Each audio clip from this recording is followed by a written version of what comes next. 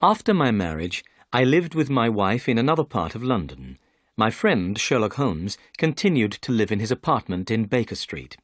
One day, in the autumn of 1890, I decided to visit my friend. But when I arrived at his apartment, I found he already had a visitor. This visitor was an old man. He was fat, with a red face. But the most unusual thing about him was his hair. The colour of the old man's hair was bright red. "I'm sorry, Holmes," I said. "I didn't know you were busy. I'll wait in the next room." But Holmes didn't want me to leave. He pulled me into the room and closed the door. "This is my friend, Dr. Watson," he said to the old man.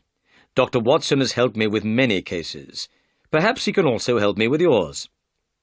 "I'm very interested in your cases, Holmes," I said. "This is Mr. Jabez Wilson," went on Holmes. The old man nodded to me. "Mr. Wilson has come to me with a very unusual story. It's the most interesting problem I've heard for a long time. Mr. Wilson, could you please tell your story again from the beginning? I'd like Dr. Watson to hear it." Mr. Wilson pulled an old newspaper out of his pocket. He opened the paper on his knees and turned to the advertisement page. He ran his finger down the advertisements and pointed to one of them. "Here," he said. "This is how everything began. Read it for yourself, Dr. Watson." I took the newspaper from Mr. Wilson. It was the Morning Chronicle and was 2 months old. I read the advertisement. "The Red-Headed League. Another vacancy is open for someone wishing to become a member of the League. Salary, £4 a week. All red-headed men over 21 years old should come on Monday at 11 a.m. to this address: Duncan Ross, The Red-Headed League, 7 Pope's Court, Fleet Street, London." The picture sequence from the cinema has finished. You can look at it once more if you want. "What a strange advertisement," I said. "Whatever can it mean?" Holmes laughed. "It's very unusual, isn't it?" he said. "And now, Mr. Wilson, tell us your story." "Well," began Mr. Wilson, "I have a small shop in Saxe-Coburg Square in the City of London. But business hasn't been good for some time, and I don't make much money any more. I used to have 2 assistants, but now I can only pay 1. My assistant is very interested in learning the business, so he's willing to work for half pay." "That's very unusual," said Holmes. "What's the name of your assistant?" "Vincent Spaulding," replied Mr. Wilson. "He's an excellent assistant, but he does do one unusual thing. Spaulding's very interested in photography and takes a lot of photographs. He develops these photographs himself in the cellar of my shop. When he isn't working, he spends all his time down there." "Go on," said Holmes. "We live very quietly," continued Mr. Wilson. "I don't go out very much, and I don't read the newspapers. One day, 8 weeks ago, Spaulding came to me with a newspaper in his hand. It was the same newspaper that I showed you, Dr. Watson. "Mr. Wilson," said Spaulding, "I wish I were a red-headed man." "Why?" I asked in surprise. "Well, here's another vacancy in the Red-Headed League," replied Spaulding. "The Red-Headed League?" I asked. "What's that?" Spaulding looked at me and laughed. "Haven't you ever heard of the Red-Headed League?" he said. "You could become a member and make a lot of money." "Well, when I heard that," said Mr. Wilson, "at once I became very interested. I needed more money, so I asked Spaulding to tell me more about this Red-Headed League. "I think," said Spaulding, "the League was started by an American called Ezekiah Hopkins. Ezekiah Hopkins was a very rich man and enjoyed doing unusual things. Hopkins was red-headed himself and liked all other red-headed men, so when he died, he left his money in his will to help red-headed men. The money was used to start the Red-Headed League. When a man became a member, he would be paid an excellent salary for very little work. "And now," said Spaulding, showing me the advertisement again, "here's another vacancy in the League. Why don't you go to Pope's Court, Mr. Wilson? I'm sure you could become a member." "Now, as you see, gentlemen," continued Mr. Wilson, "the colour of my hair is bright red, so I thought I could easily become a member of this red-headed League. Vincent Spaulding seemed to know a lot about the League, so I asked him to come with me to the address in the advertisement. We closed the shop for the day and set off for Pope's Court, Fleet Street." The picture sequence from the cinema has finished. You can look at it once more if you want. Holmes rubbed his hands together and smiled. "Your story is very interesting, Mr. Wilson," he said. "Please go on." "When we arrived in Fleet Street," said Mr. Wilson, "we saw a strange thing.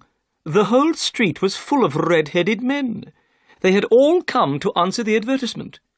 When I saw how many men were waiting, I wanted to go home, but Spaulding wouldn't let me. He pushed and pulled me through the crowd. At last, we reached the stairs leading up to the office in Pope's Court. A small man was sitting behind a table. The colour of this man's hair was a brighter red than my own. "This is Mr. Jabez Wilson," said my assistant. "He has come about the vacancy in the League." The small man looked carefully at my hair. He looked at it for such a long time that I began to feel uncomfortable. Suddenly he bent forward and grabbed my hair with both hands. He pulled at it until I cried out in pain. "I'm sorry I hurt you," said the man. "Your hair is a wonderful colour, but I had to make sure you weren't wearing a wig. I had to find out if your hair was real." Then he went over to the window. He opened it and shouted down to the men below that the vacancy was taken. The red-headed men groaned with disappointment. Then they began to walk away. In a few minutes, the square was empty. "My name," said the small man, "is Duncan Ross. You are now a member of the Red-Headed League. When can you start the job?" "Well, that's going to be difficult," I replied. "I have a business already." "Oh, don't worry about that, Mr. Wilson," cried Spaulding. "I can look after the business for you." Now, I knew that my assistant was a good worker and would look after my business well. So I asked Duncan Ross, "What are the hours of work?" "Every day between the hours of 10 o'clock and 2 o'clock, replied Mr. Ross. "The pay is £4 a week, but you must not leave the office at any time between 10 and 2. If you leave for any reason, you'll lose your pay." "I understand," I said. "And what is the work?" "Copying out the Encyclopaedia Britannica. The first book of it is over there. Will you be able to start work tomorrow?" "Certainly," I said. "Then goodbye, Mr. Wilson. I hope you enjoy your work." I went home with Vincent Spaulding. I was very pleased. It was an easy job to copy out the Encyclopaedia Britannica, and the pay was excellent. Next morning, when I arrived at the office, Duncan Ross was waiting for me. I started copying out the encyclopedia, beginning with subjects under the letter A. Sometimes Mr. Ross left the room, but he kept coming back to see me. At 2 o'clock he told me I had worked well. He was very pleased. Then I left, and he locked the office door behind me. The same thing happened every day for 8 weeks. Every morning I began work at 10, and every afternoon I left at 2. Every Saturday I was given £4 for my week's work. At first, Mr. Ross came into the office to watch me work, but after a time he stopped coming.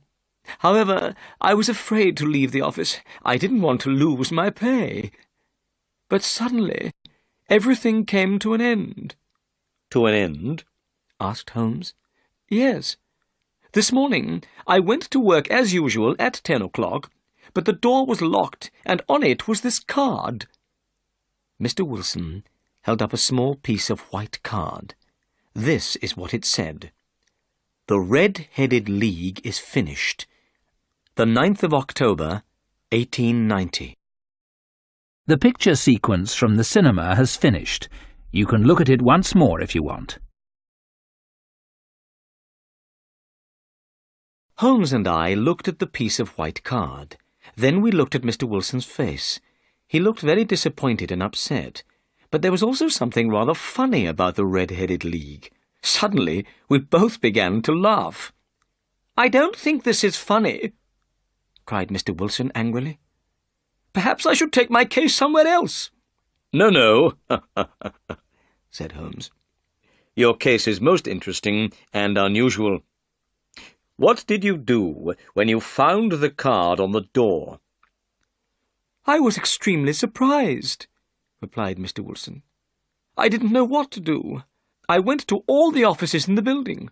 I asked if anyone knew anything about the Red-Headed League, but no one had ever heard of Duncan Ross. At last, I went home to Saxe-Coburg Square. I told Vincent Spaulding what had happened. Spaulding said that if I waited, perhaps the League would write to me. Perhaps they would explain everything in a letter. But I didn't want to wait. I've lost a good salary of £4 a week.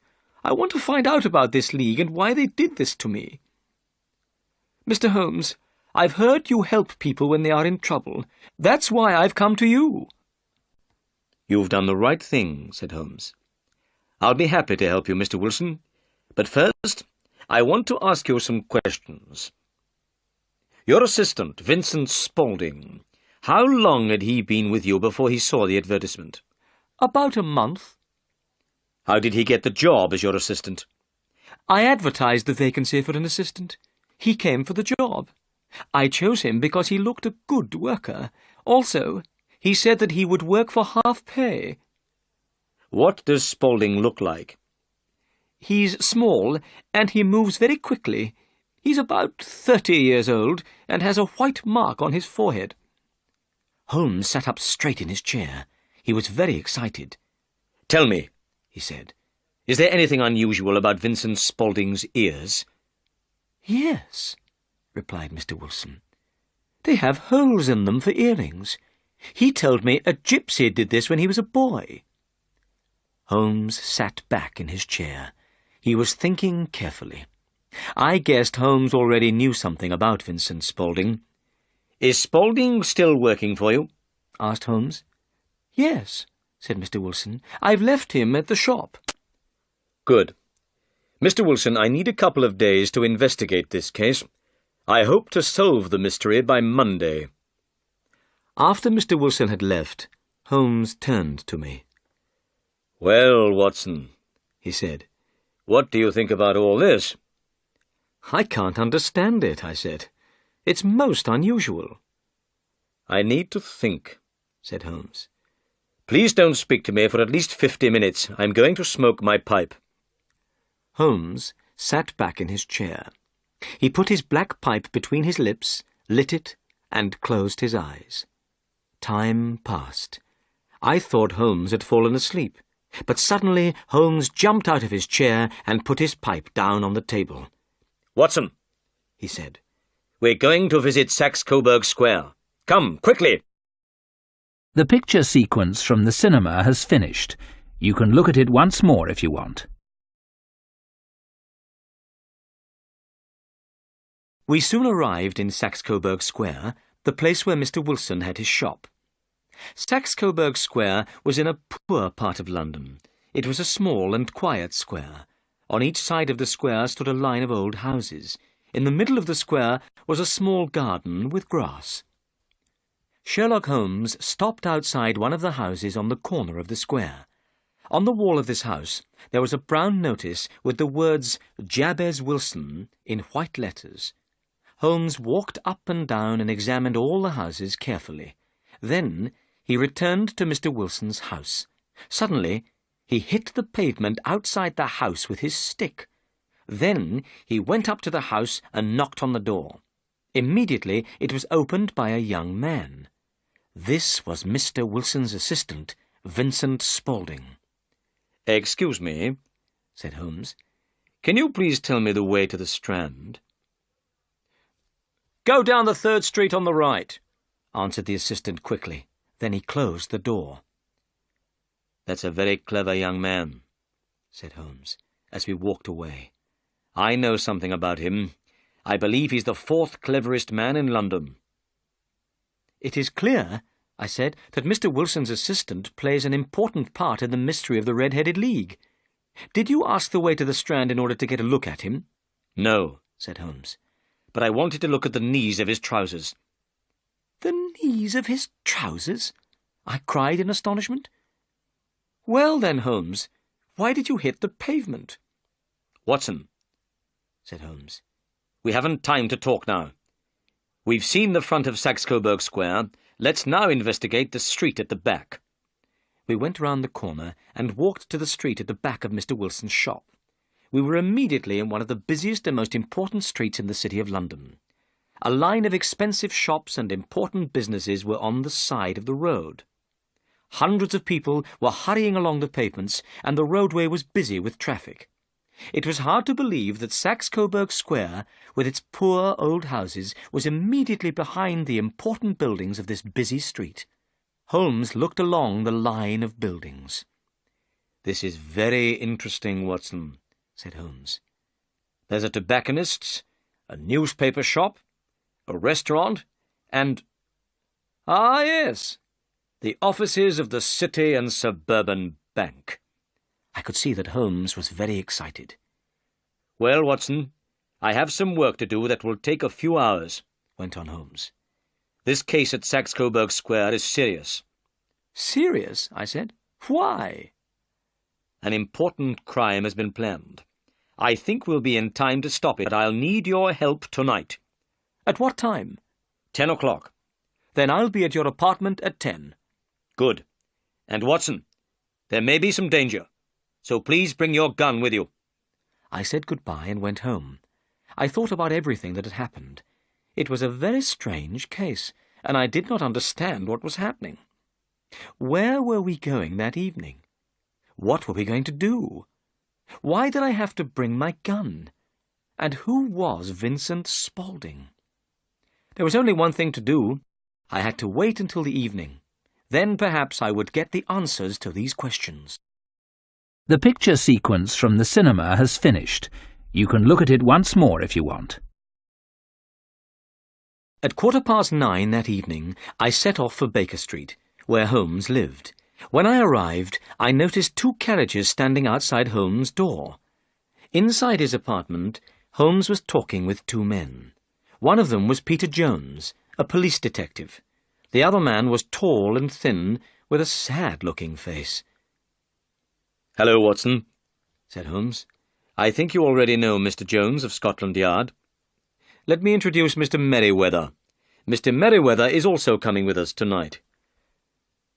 "I hope it's important," said Mr. Merryweather sadly. "I usually play cards with friends on Saturday evenings. I have played cards every Saturday night for the last 27 years. "I think," said Sherlock Holmes, "that tonight you'll play a more exciting game than cards. You, Mr. Merryweather, may lose £30,000. You, Jones, may win the prize of a criminal you want to catch." "The criminal John Clay, murderer and thief," said Jones. "He's a young man, but he's a very clever criminal. I want to catch him more than any criminal in London." "It's time to go now," said Holmes. 2 carriages are waiting. You 2 take the first carriage, and Watson and I will follow in the second." The carriages went quickly through the dark streets. I wondered where we were going. "We're nearly there," Holmes said to me at last. "This man, Merryweather, is a bank manager. I wanted Jones to come with us too. He's a good man. He's not very clever, but he is very brave. Ah, here we are." We were in the same busy street which Holmes and I had visited earlier in the day. We got out of the carriages, and Mr. Merryweather took us down to a small side door. Through the door was a corridor with an iron gate at the end. Mr. Merryweather opened this gate and stopped to light a lantern. Then he took us down some steps and through another gate. At last we were in a large cellar. This cellar was full of large boxes. Holmes took out his magnifying glass and went down on his knees to the floor. He examined the stones on the floor, then he jumped up and put the glass back in his pocket. "We have about an hour," he said. "The criminals will wait until Mr. Wilson is in bed. Then they'll move quickly. Watson, we're in the cellar of one of the most important banks in London. Mr. Merriweather is the manager of this bank. He'll explain why the criminals are interested in this cellar at the moment." "About 2 months ago," whispered Mr. Merriweather, "the bank received a huge amount of gold from the Bank of France. But we never used the money. It's still lying in boxes in this cellar." "I understand," I said. "Well," said Holmes, "let's make our plans. Mr. Merriweather, you must put out the lantern. But first, we must decide where to stand. These men are dangerous, and we must move carefully. I want you all to hide behind these boxes. When I shine my light on the men, attack them. If they fire a gun, Watson, shoot back at once." I hid behind a wooden box and put my gun on the top. Merriweather put out the lantern, and we were in complete darkness. "They have only one way of escape," whispered Holmes. "That's back through Wilson's shop, into Saxe-Coburg Square. Have you done what I asked you, Jones?" "3 police officers are waiting at the front door of Wilson's shop," replied Jones. "Excellent. Then everything is ready. And now we must be silent and wait." The picture sequence from the cinema has finished. You can look at it once more if you want. More than an hour went by. My arms and legs were tired, but I was afraid to move. The only sound was the breathing of my 3 companions. Suddenly, I saw a light. This light was coming from underneath the floor. It was shining between the stones in the floor. Slowly, one of the large stones turned over on its side. There was now a large square hole in the floor. The light of a lantern shone up through this hole. I saw a face appear in the hole. By the light of the lantern, I recognized Mr. Wilson's assistant. The young man pulled himself up out of the hole. He turned round and stood beside the hole. Then he began to pull up another man after him. This man was thin and small, with bright red hair.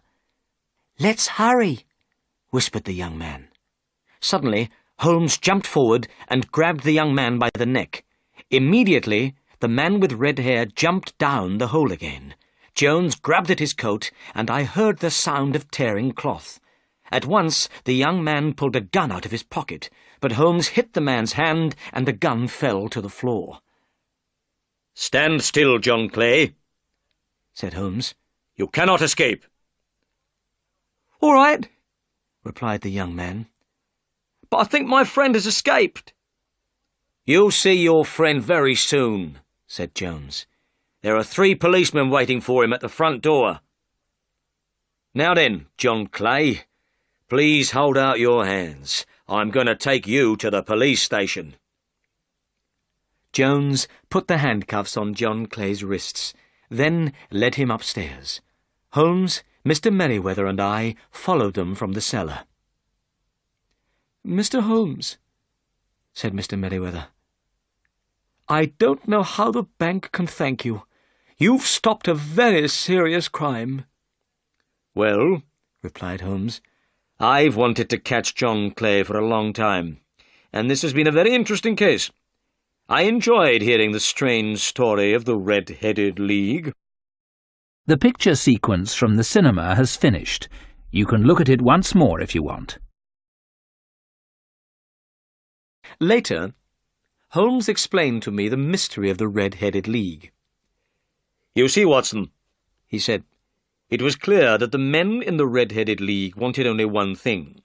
They wanted to get Mr. Wilson out of his shop for some hours every day. That was why they kept him busy copying out the Encyclopaedia Britannica. John Clay is a very clever young man. It was he who thought of the Red-Headed League. He thought of it because Mr. Wilson's hair was the same colour as his friend's hair, very bright red. Clay put the advertisement in the newspaper, Then he showed the advertisement to Mr. Wilson. He suggested to Mr. Wilson that he should apply for the vacancy in the League. When Mr. Wilson told us that his assistant was working for half pay, I knew he must have a special reason for wanting the job. "But, Holmes," I said, "how could you know what that reason was?" "Mr. Wilson's business is small," explained Holmes. "There was nothing inside his house to attract criminals, so I knew it must be something outside the house. What could it be? Mr. Wilson told us that Vincent Spaulding, or John Clay, spent many hours in the cellar. The cellar. He was doing something in the cellar. I asked more questions about Vincent Spaulding. I found out that he was John Clay, one of London's most dangerous criminals. What could John Clay want in Wilson's cellar? I could think of only one answer. He must be digging a tunnel to another building.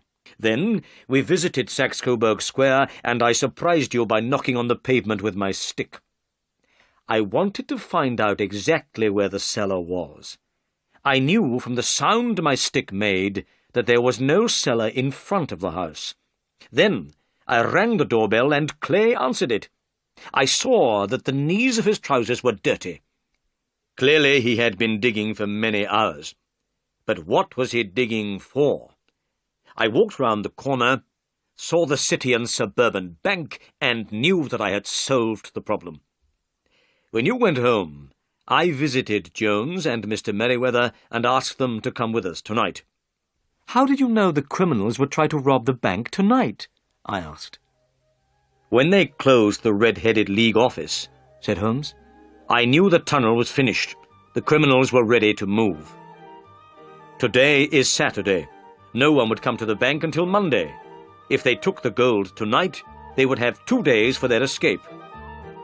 "Excellent, Holmes," I cried. "You have been very clever. You have solved another difficult case."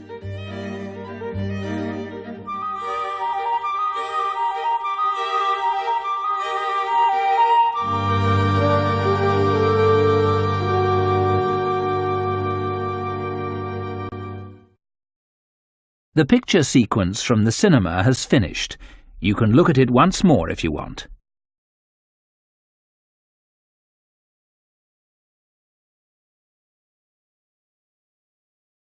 Mr. Wilson was a very rich man, but he had no children. When he died, he left his house and his money to his nephew, Mr. Humphreys. Mr. Humphreys was surprised, because he had never met his uncle, Mr. Wilson. Mr. Humphreys left his job in an office. He went to live in his new house in the country. Mr. Humphreys was shown round the house by Mr. Cooper. Mr. Cooper was the estate manager. His job was to look after the house and gardens. "It's a fine house, Mr. Humphreys," said Cooper. "We all hope you'll be very happy here. The gardens are beautiful. I hope you like gardens, Mr. Humphreys." "Yes, I do," said Humphreys. "Very much." "Mr. Wilson's grandfather started the gardens in 1780, Cooper said. "The old gentleman went to Italy and came back with some strange ideas." Humphreys looked across the garden. "I see there is a Roman temple," he said. "Yes, sir, there is," said Cooper. "Shall we go and look at it?" The two men walked through the beautiful large gardens. There were many paths, with trees and bushes on either side. The Roman temple was on top of a small hill. There was a pile of stone blocks inside the temple. "What are these stone blocks for?" Humphreys asked. "I don't know, sir," said Cooper. "They came out of the maze." "The maze?" said Humphreys. "I didn't know there was a maze in the gardens. Did Mr. Wilson make it?" "No, he didn't, sir," said Cooper. "Mr. Wilson's grandfather planted the trees for the maze. Mr. Wilson never went in there. He didn't let anyone else go in either. 20 years ago, Mr. Wilson gave orders for these stones to be taken out of the maze. Then the gate to the maze was locked. No one has been in there since." Mr. Humphreys looked at the stone blocks. Each one had a letter cut into it. "How interesting," he said. "I want to look at this maze." "It's over there, sir," said Cooper, pointing to a small wood. "There's a wall around it and the gate's locked. I'll go to the house and get the key." Cooper went back to the house. Humphreys walked to the small wood. He found a wall with a gate. The gate was locked with an old padlock. Above the gate was some writing in Latin. Secretum meum mihi et filius domus mei. "Let me see," Humphreys said. "That means something like, 'My secret is for me and for the sons of my house.' Well, I'm a son of the house. The secret is mine, too." He kicked the old padlock. It broke and fell to the ground. He opened the gate and went into the maze. The picture sequence from the cinema has finished. You can look at it once more if you want.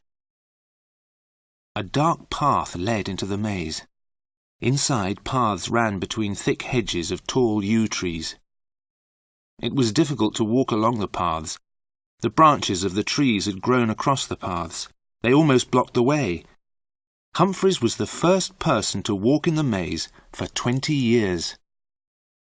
He walked to the centre of the maze without getting lost. "This is too easy," he said to himself. "A maze is a puzzle. People always get lost in a maze." A stone column stood in the centre of the maze. It was about 4 feet high. On top of the column there was a metal globe. There were drawings and writing on the globe. It was dark and hot in the maze. There was no wind. There was a strange silence. Humphreys noticed that the birds had stopped singing. He turned to go. Then he heard something moving in the maze behind him. He looked around. He was suddenly afraid. He thought that someone was watching him. "Ah, there you are," said Cooper, coming round a corner. "I followed your footprints in the dead leaves. I see you didn't need the key." Humphreys was pleased to see Cooper. He thought he was going to see someone or something else. The two men walked back to the house.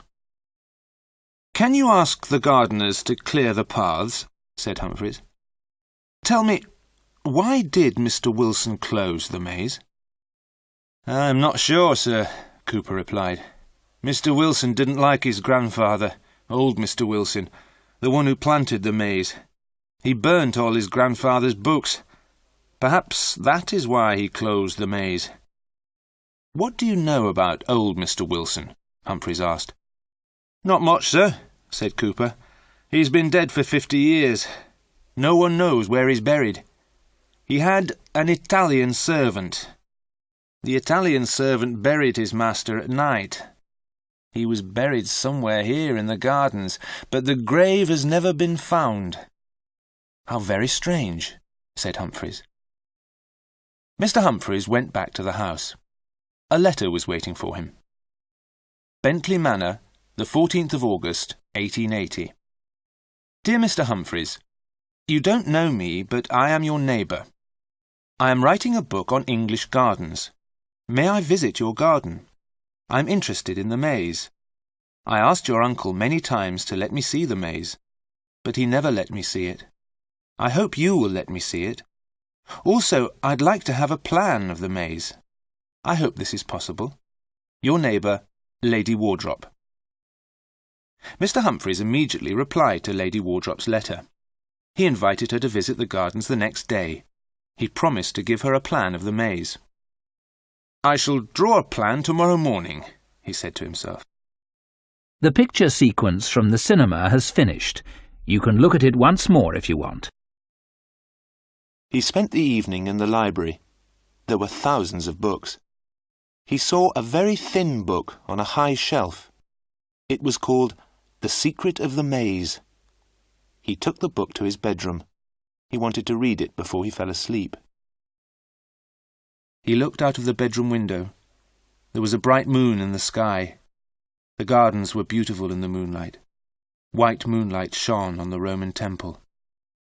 There was a red light in the maze. Something was burning.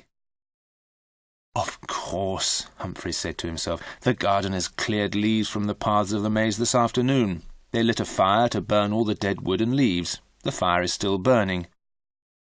There was one strange thing Mr. Humphreys did not like about the gardens. There was one yew tree, growing alone. It stood halfway between the maze and the house. "I haven't seen that tree before," Humphreys said. "It's in a strange place. I will tell the gardeners to cut it down." Then he started to read the small book called The Secret of the Maze. There was a story in the book about a maze. The story happened many, many years ago. The maze was in a strange land. At the centre of the maze there was a red jewel. The jewel was very valuable. Many men tried to find the jewel. Many men went into the maze, but no one ever came out again. One day, a traveller went into the maze. He saw the pathways clearly. The sun was shining. The traveller found the centre of the maze by the end of the day. The red jewel was at the centre of the maze. The jewel was the colour of fire. A voice spoke to the traveller. "You have learned the secret of the maze." A doorway opened to a beautiful garden. The voice said, "This is the garden of peace. You may go in, but you may never leave the garden again. Choose between the garden and the jewel. You cannot have both." The traveller wanted to be a rich man, so he took the jewel, and the garden disappeared. The traveller tried to find the path out of the maze, but he got lost. Night fell. The creatures of the night came out of the ground. They had no eyes, but they could smell the traveller. They had sharp teeth and claws. They were hungry for flesh and blood. The traveller ran along the dark pathways. The night creatures followed him. All night the traveller ran through the maze. All night the creatures followed him. In the morning, the night creatures disappeared back into the ground. Daylight came, but no sun. A thick white mist covered the maze.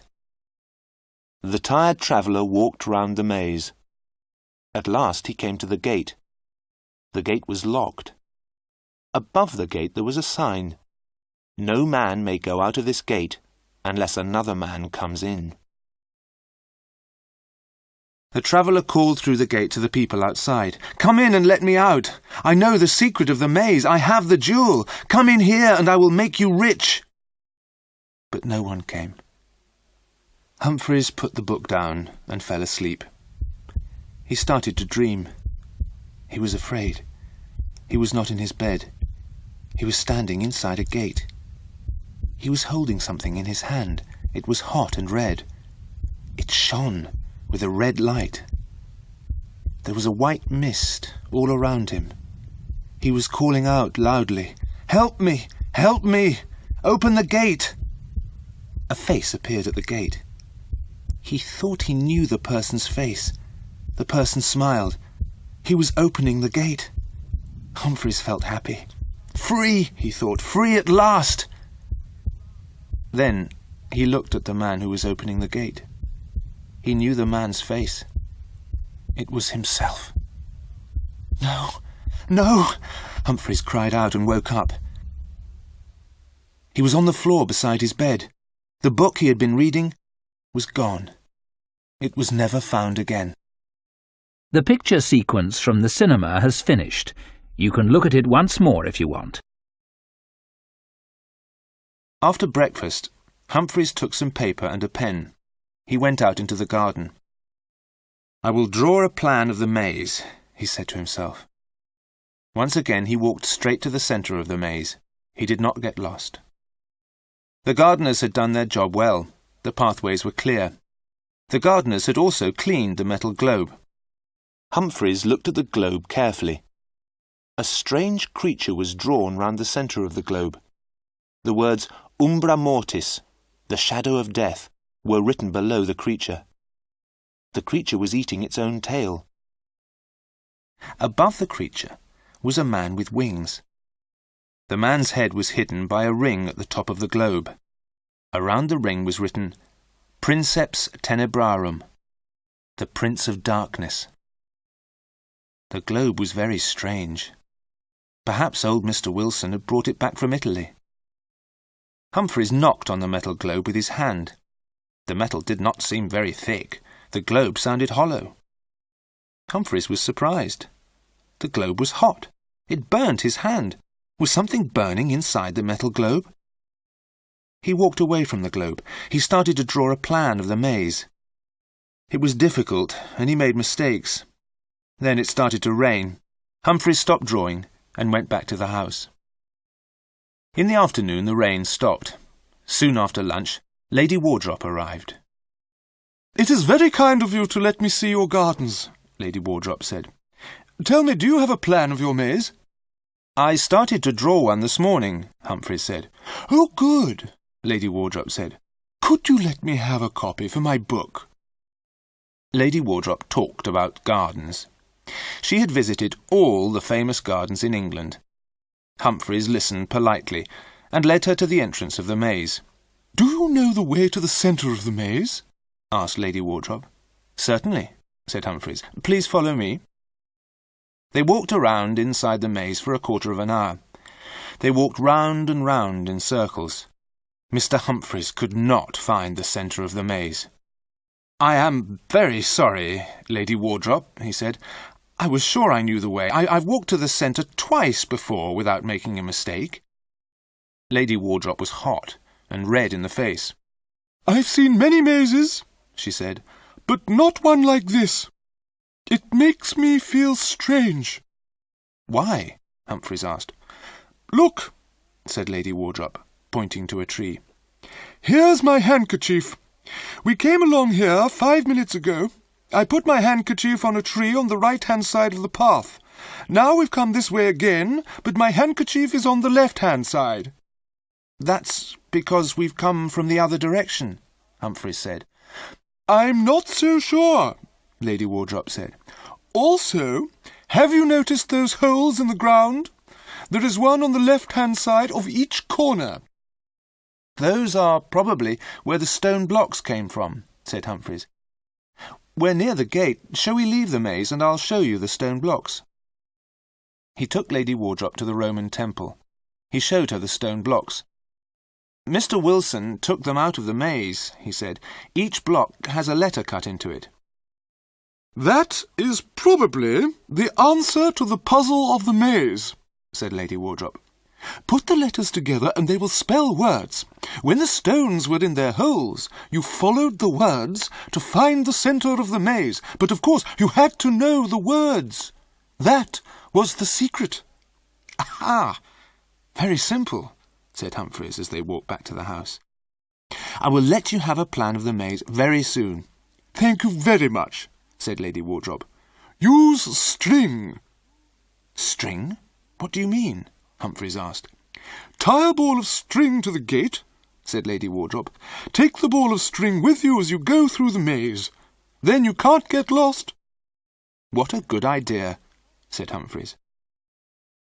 Humphreys went to bed early, but did not read. He did not want any more bad dreams. He looked out of the window. He remembered the yew tree growing near the house. But he was mistaken. There was no yew tree.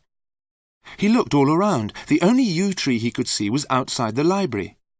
He had not seen it before. The picture sequence from the cinema has finished. You can look at it once more if you want. The next morning, he took paper and pencils and a ball of string into the gardens. He walked straight to the centre of the maze. "How did I get lost yesterday?" he asked himself. He tied the ball of string to the metal globe. Then he walked back to the gate carrying the ball of string. The string went from the centre of the maze to the entrance. Now it was easy to draw a plan, but it took him all day. He finished in the late afternoon and went back to the house for tea. There was a note from Lady Wardrop. The 16th of August. Dear Mr. Humphreys, thank you for showing me the maze. You won't forget to give me a plan, will you? Have you looked underneath the stone blocks? Have they got numbers on them? Yours sincerely, Lady Wardrop. Humphreys decided to look at the stone blocks again the next day. The evening was very hot. He opened all the windows. That yew tree outside the library window will have to be cut down, he thought. It shuts out the light, and the branches are growing everywhere. Some of them are coming into the room. He sat down and started to draw the plan of the maze. He worked until nearly midnight. From time to time, he looked at the window. He thought that there was someone outside. He felt someone was waiting to come in. But there was no one there. It was only the yew tree. He drew the last lines of his plan. As he finished, he saw a black mark on the paper in the centre of the plan. He looked at the mark. But it was not a mark on the paper. It was a hole. Humphreys saw the black hole becoming larger and larger. He looked down into the hole. There was something at the bottom of the hole. Something was coming up and up. Humphreys could not move. He looked at the thing that was coming nearer and nearer. It was grey and black. It was a ball with 2 holes for eyes. It came nearer, and Humphreys saw a face. It was a horribly burnt face. The thing reached out 2 black arms to pull Humphreys down into the hole. Humphreys screamed. He threw himself backwards. He tried to get away from the burnt face and arms. He cried out as he hit his head on the wall. Then everything went black. A doctor came to see Mr. Humphreys. "Mr. Humphreys needs a long rest," the doctor told Mr. Cooper. "He is speaking very strangely. He is talking about some stones in a Roman temple. He wants you to go and look at them. He wants to know if there are numbers on them. Mr. Humphreys wants to know if the letters on the blocks spell words. Also, he wants you to open the metal globe in the centre of the maze," the doctor went on. "After that, he wants you to cut down the maze and burn the trees." Lady Wardrop came to the house when she heard of Mr. Humphreys' illness. The gardeners were busy cutting down the maze and burning the yew trees. Cooper came up to her and said, "Excuse me, Lady Wardrop, but we've got 2 strange things here. Shall I show them to Mr. Humphreys?" "Let me see them," said Lady Wardrop. The first thing was a broken metal globe. Inside the globe was the burnt body of a man. "We think it's the body of old Mr. Wilson," said Cooper. "We never found out where he was buried." The second thing which Cooper showed Lady Wardrop was a row of stone blocks. They were outside the Roman temple. "There was a number on the bottom of each block," said Cooper. "I put them in order. I'm afraid I don't know much Latin, Lady Wardrop. Can you tell us what it means?" The words on the blocks said, "Penetrans ad interiora mortis." "I think it means the path to the centre of death," said Lady Wardrop. The picture sequence from the cinema has finished. You can look at it once more if you want.